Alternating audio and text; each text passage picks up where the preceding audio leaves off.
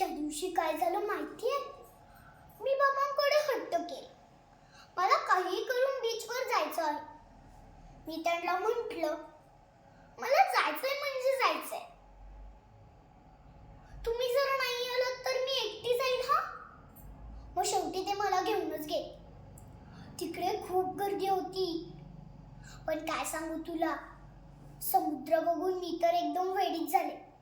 मी पाण्यात खूप खेळले, बाबांसोबत मस्ती केली, बाबांच्या अंगावर पाणी उडवलं. पण मला एक मोठा सुंदरसा फुगा दिसला.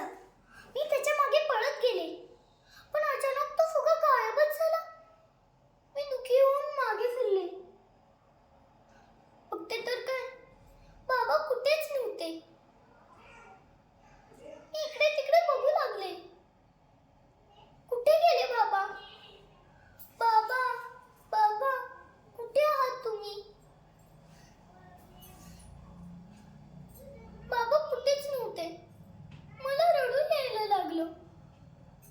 मग मी स्वतःला समजवलं की मी एक हुशार मुलगी आहे.